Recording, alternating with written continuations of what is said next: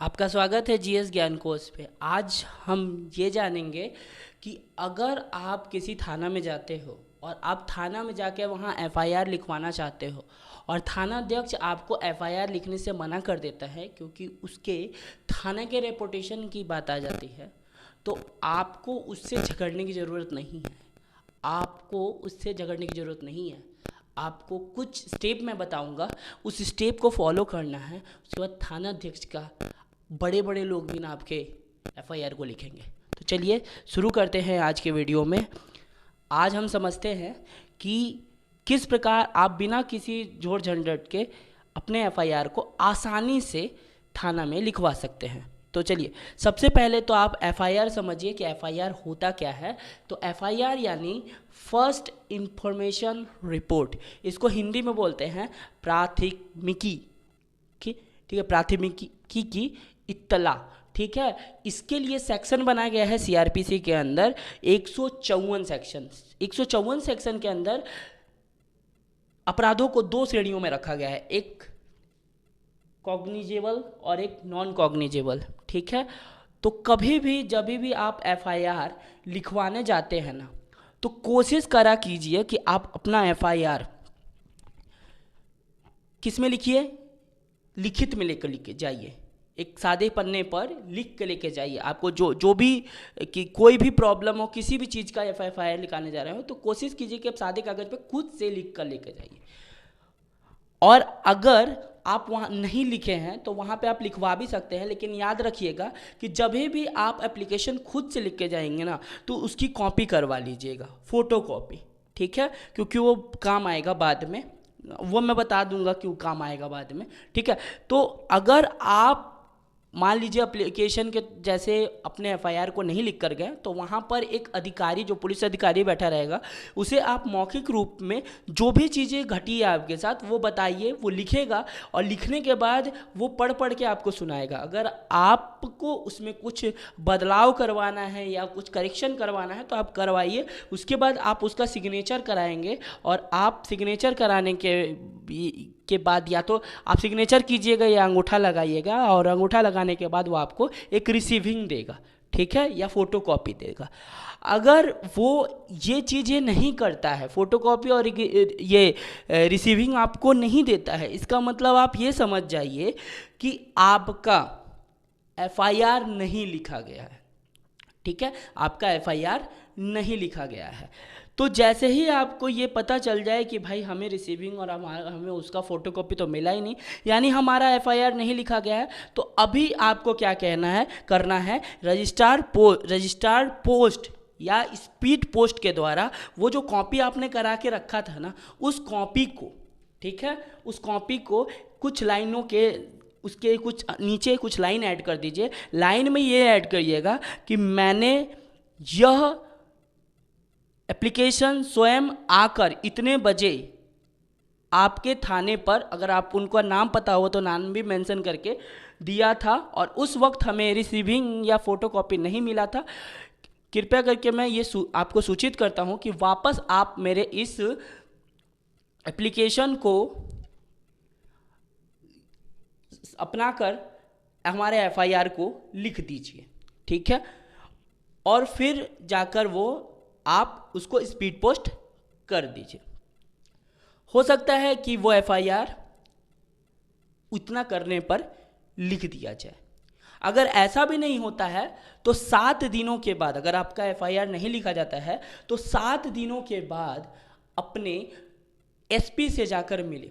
SP से आप उनके ऑफिस पहुंचिए, उनको ये चीज़ बताइए कि हाँ ये बात है कि हमने एफआईआर लिखाया, बट एफआईआर हमारे उस थाना अध्यक्ष ने नहीं लिखा। तो आप कोई बात नहीं, आप एसपी से मिल सकते हैं। वहाँ जाकर आप अपने आवेदन कर सकते हैं अपने एफआईआर का वहाँ पे। फिर एसपी वहाँ पर समन करेगा उस थाना अध्यक्ष को, फिर आपका एफआईआर लिखे जाने का प्रोसेस स्टार्ट हो जाएगा। और इतना भी नहीं होता है ना, तो अगर 15 दिन बीत जाते हैं तो आप जो तीसरा स्टेप है वो अपनाइए, यानी आरटीआई लगाइए। आरटीआई आप कैसे लगाइएगा पता है? आरटीआई आप ऐसे लगाइएगा कि इसमें ना आप थाना के नाम पे और एसपी के नाम से आरटीआई लगाइएगा, और आरटीआई के अंदर कुछ चीज़ों को मेंशन कीजिएगा, जैसे कि जो आपने एप्लीकेशन के तौर पे एफआईआर लिखा था उसकी फोटोकॉपी, और जो आपने स्पीड पोस्ट से दूसरी बार जब आपने स्पीड पोस्ट से अपने उसी थानाध्यक्ष को जो फोटोकॉपी भेजा था एफआईआर का, वो उसकी रिसीविंग आपको जो स्पीड पोस्ट के द्वारा मिलेगी वो आरटीआई में लगाइएगा। और आरटीआई में क्वेश्चन पूछेगा कि मुझे मेरे एफआईआर का डेली प्रोग्रेस रिपोर्ट चाहिए। दूसरा चीज़ है एक्शन टेके रिपोर्ट चाहिए, और मेरा एफआईआर किस अधिकारी के पास है और वो अधिकारी मेरे एफआईआर पे कहाँ तक प्रोसेस या प्रोग्रेस कर पाया है उसका रिपोर्ट मुझे चाहिए। ठीक है, ये सब कुछ अब जब तक आप करेंगे ना तो आपका एफआईआर लिख दिया जाएगा। ये तो कंफर्मेशन है कि आप इतना तौर तरीका अपनाइएगा ना तो आपका एफआईआर जरूर लिख दिया जाएगा। और अगर उसके बाद भी आपका एफआईआर नहीं लिखा जाता है, क्योंकि देखिए आरटीआई में ना उस थानाध्यक्ष की नौकरी पर सवाल आ जाएगा, ठीक है, तो वो आरटीआई के बाद वो लिख देगा आपका एफआईआर। लेकिन फिर भी अगर मान लीजिए नहीं मानता है, बहुत हटाऊ थानाध्यक्ष है, तो आप स्टेप 4 अपना लीजिए।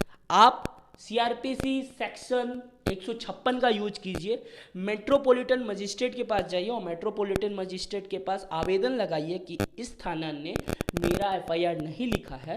फिर वो जो कोर्ट है वो उनको सम्मन करेगा और फिर जाकर आपका एफआईआर लिखा चला जाएगा। कुछ लोगों को आरटीआई लगाना नहीं आता होगा, तो आरटीआई अगर नहीं लगाने आता होगा तो आप कमेंट में बताइएगा आरटीआई नहीं लगाना आता है या नहीं आता। तो मैं एक ऐसे ही वीडियो बना दूंगा जिसमें आपको पूरे तरीके से स्टेप बाय स्टेप समझा दूंगा कि किस तरीके से आप आरटीआई लगा सकते हो। ठीक है, तो चलिए ये इन्फॉर्मेशन आपको कैसा लगा आप हमको इस कमेंट में बताइएगा कि अगर कोई एफआईआर लिखने में, कोई वीडियो को देखकर भी कोई प्रॉब्लम हो रहा है, उसके बाद भी एफआईआर करने में या थानाध्यक्ष आपसे बोल रहा है कि नहीं लिखेंगे एफआईआर, तो आपको उससे लड़ाई करने की कोई ज़रूरत नहीं। आप बाई एजुकेशन, बाई नॉलेज उससे लड़िए भाई, एजुकेशन के तौर पे लड़िए। आप बोल बोल के नहीं जीत सकते, आप ऐसे लड़िए ना, तरीका अपनाइए। ये सब चीज़ नहीं लिख रहा है कोई बात नहीं, उसी को कॉपी भेज दीजिए उसी के एड्रेस पर। फिर भी नहीं कर रहा है, एसपी से मिलिए, उसके बाद भी नहीं कर रहा है, आरटीआई लगा दीजिए, आरटीआई में सारा रिपोर्ट मांगिए, भाग भाग के लिखेगा और फिर भी नहीं लिखता, मेट्रोपॉलिटन मजिस्ट्रेट से मिलिए सीआरपीसी सेक्शन 156 का तहत। ये थाना अध्यक्ष क्या, सारे थाना अध्यक्ष आपके लेके लिख देंगे। और उसमें मेंशन कीजिएगा हमेशा आरटीआई के अंदर कि आप आरटीआई किसके नाम से कर रहे हो।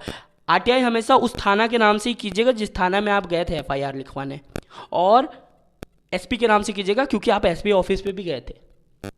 ठीक है, तो आपको कैसा लगा ये वीडियो आप ज़रूर बताइएगा, और मुझे मज़ा आता है ऐसा इन्फॉर्मेशन देने में आपको, क्योंकि सजग और स्वस्थ रहने के लिए मैं हमेशा आपके लिए काम करता हूँ। और बने रहिए जीएस ज्ञान के साथ, यहाँ पे मिलता रहेगा आपको बेहतरीन कंटेंट। मिलते हैं दूसरे वीडियो में, तब तक के लिए जय हिंद।